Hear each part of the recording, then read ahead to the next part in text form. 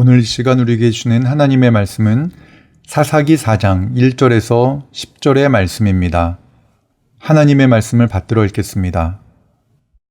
에훗이 죽으니 이스라엘 손이 또 여호와의 목전에 악을 행하매 여호와께서 하솔에서 통치하는 가나안 왕 야빈의 손에 그들을 파셨으니 그의 군대 장관은 하로셋 학고임에 거주하는 시스라요.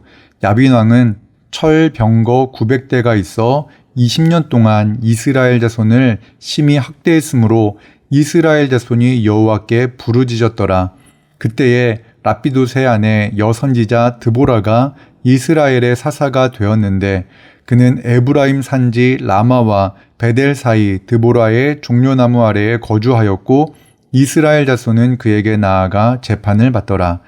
드보라가 사람을 보내어 아히노암의 아들 바락을 납달리 게데스에서 불러다가 그에게 이르되 이스라엘의 하나님 여호와께서 이같이 명령하지 아니하셨느냐. 너는 납달리 자손과 스불론 자손 10,000명을 거느리고 다볼산으로 가라. 내가 야빈의 군대 장관 시스라와 그의 병거들과 그의 무리를 기손강으로 이끌어 내게 이르게 하고 그를 내 손에 넘겨 주리라 하셨느니라. 바락이 그에게 이르되 만일 당신이 나와 함께 가면 내가 가려니와 만일 당신이 나와 함께 가지 아니하면 나도 가지 아니하겠노라 하니 이르되 내가 반드시 너와 함께 가리라. 그러나 네가 이번에 가는 길에서는 영광을 얻지 못하리니 이는 여호와께서 시스라를 여인의 손에 파실 것임이니라 하고 드보라가 일어나 바락과 함께 게데스로 가니라. 바락이 스불론과 납달리를 게데스로 부르니 10,000명이 그를 따라 올라가고 드보라도 그와 함께 올라가니라. 아멘. 오늘 이 본문의 말씀으로 함께 가는 신앙이라는 제목으로 하나님의 말씀을 나누겠습니다. 청소년 시절 학교 수업이 끝나고 자율학습 시간에 교실에서 학생들과 함께 책을 읽으셨던 선생님이 계셨습니다. 선생님께서 교실에 계시는 동안 교실은 참 조용했습니다. 하지만 선생님께서 교실을 나가는 그 순간 교실은 시장터로 바뀌었습니다. 오늘 본문은 자율학습 시간에 학생들과 함께 계시던 선생님께서 자리를 비운 교실처럼 느껴집니다. 1절의 말씀을 보면 사사 에훗이 죽자 이스라엘 자손이 또 여호와의 목전에서 악을 행하였다라고 말합니다. 에훗이 죽은 후 오랜 시간이 지난 후가 아니라 에훗이 죽자마자 죽은 후 얼마 지나지 않아 이스라엘 자손이 여호와 하나님을 떠나 다시 우상을 섬기는 그러한 죄악을 범했다라는 말씀입니다. 영적 지도자가 떠나자 너무 쉽게 죄악의 길로 들어서는 이스라엘 자손의 모습은 우리의 모습이기도 합니다. 언젠가 제자훈련으로 유명한 교회를 다녔던 한 성도님께서 교회에서 하는 제자훈련을 받을 때에는 규칙적으로 기도도 하고 말씀 묵상도 했는데 제자훈련이 끝나자마자 다시 옛날로 돌아가 TV만 바라보는 자신의 모습을 보며 내가 참 연약한 죄인이구나 라는 것을 깨달았다라는 말씀을 들었던 것이 기억납니다.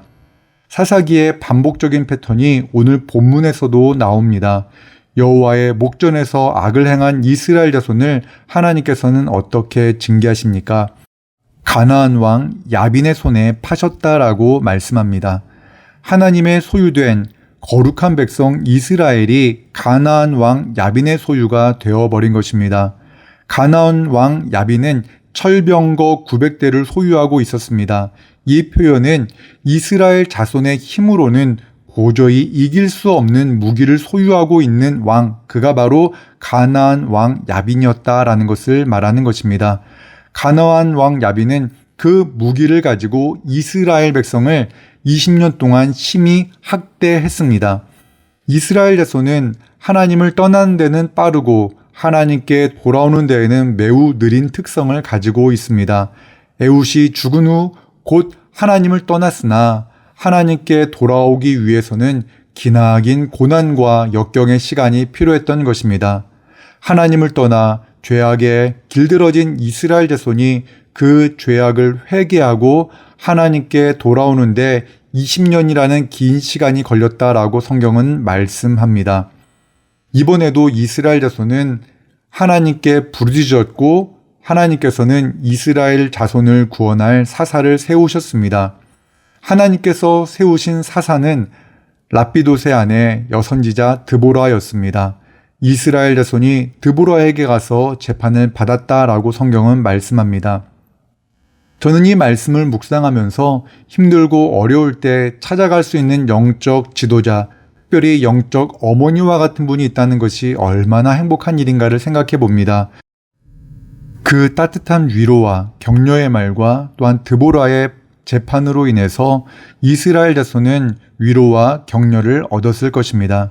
하지만 현재 이스라엘 자손은 따뜻한 격려와 위로도 필요했지만 가나안 왕 야빈의 억압에서 구원할 구원자가 필요했습니다. 하나님은 드보라에게 말씀하십니다. 6절과 7절의 말씀입니다. 드보라가 사람을 보내어 아비노함의 아들 바락을 납달리 게데스에서 불러다가 그에게 이르되 이스라엘의 하나님 여호와께서 이같이 명령하지 아니하셨느냐? 너는 납달리 자손과 스불론 자손 10,000명을 거느리고 다볼산으로 가라. 내가 야빈의 군대 장관 시스라와 그의 병거들과 그의 무리를 기손강으로 이끌어 내게 이르게 하고 그를 내 손에 넘겨주리라 하셨느니라. 아멘. 하나님은 드보라를 사사로 세우시고 또한 아비노함의 아들 바락을 세워 전쟁을 행하도록 명하셨습니다. 나가서 싸울 군사는 납달리 자손과 스불론 자손 10,000명이라고 성경은 말합니다. 사실 10,000명의 군사가 적은 숫자는 아닙니다. 하지만 사사기 1장의 말씀을 보면 납달리와 스불론 자손은 그들이 기업으로 받은 땅에서 가나안 족속을 쫓아내지 못한 족속들입니다. 이미 실패한 경험을 안고 있었던 지파들이 바로 납달리와 스불론 자손입니다. 과연 그들의 힘으로 강력한 철병거 900대를 상대할 수 있을까요? 무엇보다 납달리와 스불론은 가나안 왕 야빈에 의해 가장 피해를 입은 지역 사람들이었습니다. 물론 피해가 컸던 만큼 물리치고 싶은 마음도 강할 수 있었지만 그것보다는 그들은 가까이서 가나안 철병거의 위력을 알고 있었기 때문에 그들의 마음은 전쟁에 대한 두려움에 사로잡혀 있었을 겁니다. 하나님께서는 그의 무리를 바락의 손에 넘겨주실 것이다 라는 약속의 말씀을 하셨습니다. 하지만 바락은 두려웠습니다. 무엇보다 바락은 과연 납달리 사람들과 스불론 사람들이 자신을 따라서 가나안 왕 야빈의 시스라와 그의 군대를 상대로 싸우려 할까라는 그러한 것에 대한 두려움이 있었던 것 같습니다. 그래서 바락은 하나님께서 세우신 사사, 이스라엘 모든 백성들이 따르는 드보라에게 그 전투에 함께 동행해 줄 것을 요청합니다. 8절의 말씀입니다. 바락이 그에게 이르되 만일 당신이 나와 함께 가면 내가 가려니와 만일 당신이 나와 함께 가지 아니하면 나도 가지 아니하겠노라 하니. 바락의 모습을 보면서 어린아이가 혼자 학교 갈 때의 모습이 떠올랐습니다. 엄마와 함께 가고 싶은데 혼자서 학교를 가라고 말하는 엄마의 말이 두렵게 느껴져서 엄마 함께 가주면 안 돼요 라고 말을 합니다. 그럼 엄마는 어떻게 말합니까? 그래, 엄마가 오늘 함께 갈게. 내일은 너 혼자 갈 수 있겠니? 라고 이렇게 묻습니다. 그러면 아이는 내일은 제가 한번 가볼게요 라고 이렇게 대답하겠죠. 만약 저와 같이 공감 능력이 떨어지는 아빠는 이렇게 말합니다. 지금 네가 몇 살인데 왜 혼자서 못 가? 이제 다 컸으니까 혼자서 학교 가. 이렇게 말할 것입니다. 드보라는 바락의 마음 안에 있는 그 두려움과 걱정을 충분히 이해하고 공감했습니다. 그래서 드보라는 바락에게 이렇게 말합니다. 내가 반드시 너와 함께 가리라. 당시 전쟁은 남자들의 영역이었습니다. 무기를 들고 상대를 죽이는 그 남자들의 폭력의 공간에 여자인 드보라가 함께 할 것이라고 말합니다. 바락의 내면에 있는 두려움을 공감한 따뜻한 사랑이 있었기 때문에 가능한 일이었습니다. 더 나아가 하나님께서 약속하신 그 승리의 말씀이 있었기 때문에 드보라는 바락과 함께 가겠다라고 약속합니다.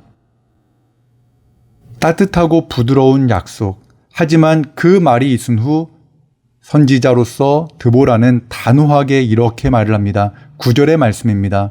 이르되 내가 반드시 너와 함께 가리라. 그러나 네가 이번에 가는 길에서는 영광을 얻지 못하리니 이는 여호와께서 시스라를 여인의 손에 파실 것임이니라 하고 드보라가 일어나 바락과 함께 게데스로 가니라.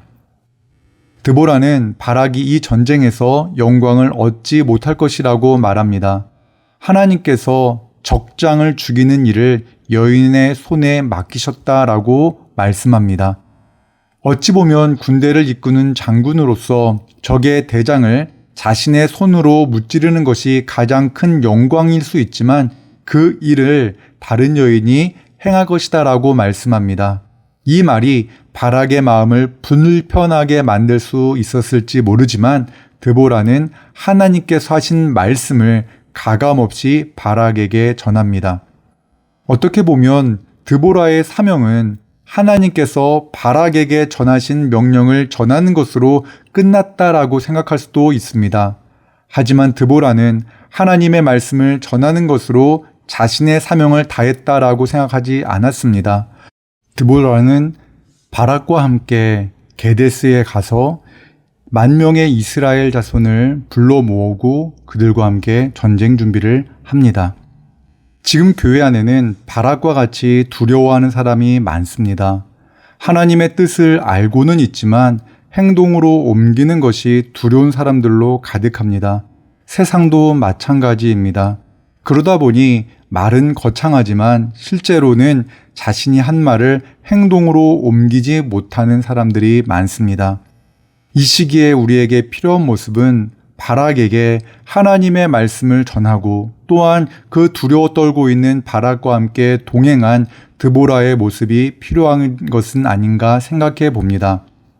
존 스토트 목사님은 이 시대 교회가 직면한 문제를 다음과 같이 이야기합니다. 우리의 삶이 우리의 메시지와 모순된다면 우리의 복음 전도는 신빙성을 모두 잃어버리고 말 것입니다.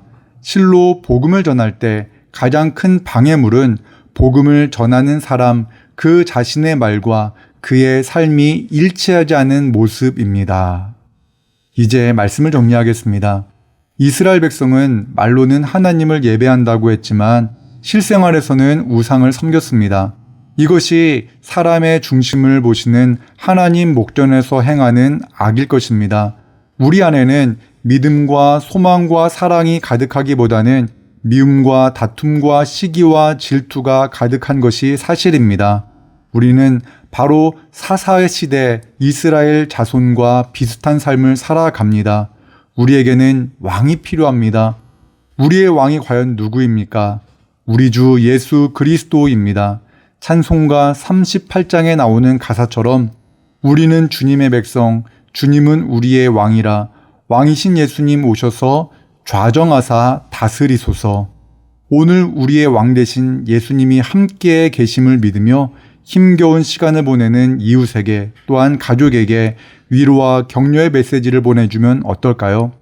드보라가 바락과 동행했던 것처럼 여러분의 그 따뜻한 사랑의 실천이 이 힘든 시간을 이겨내는 희망의 씨앗임을 믿고 기도하는 오늘 이 하루가 되기를 주님의 이름으로 축원합니다. 기도하겠습니다. 사랑과 은혜 하나님, 예수님을 우리 인생의 왕으로 모시며 살게 하여 주옵소서. 하나님 아버지, 그래서 예수님께서 우리를 사랑하신 것처럼 우리도 나의 가족과 나의 이웃을 사랑하게 하옵소서. 예수님의 이름으로 기도합니다. 아멘.